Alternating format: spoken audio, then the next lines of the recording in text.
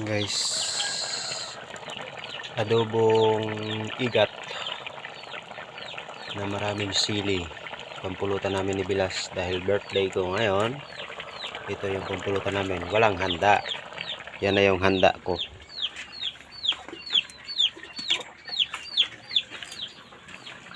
Yan, daming sili guys, para masarap. Wow.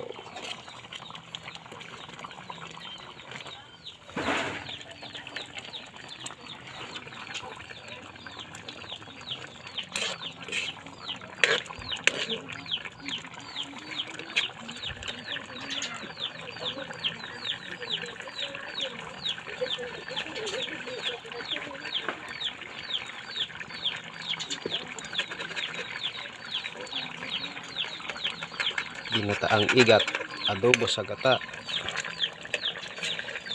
Sarap yung pampulutan guys, pang ulam at pampulutan.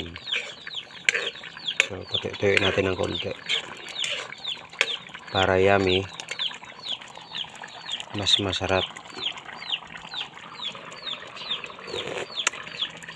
Yung sakto. Ahunin ko na guys, kasi luto na siya at medyo ano na yung sabaw niya. Oh, konti na lang yung sabaw niya.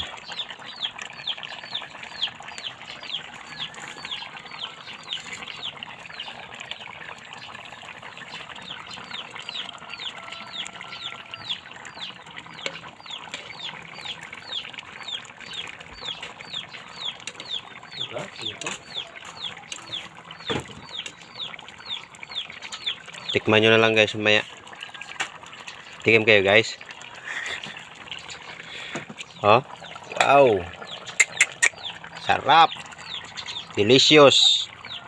Pagkaluto niyan guys, tawagin ko yung mga aso, pakain namin yan sa aso. Tapos pagkatapos ng aso kain, yung aso naman ang ihaw yung ano, ang aming kainin. Ahas dagat, igat. Yan, luto na. Finished product. Wow, sarap. Lindo yun, luring ka na. Lakan ba?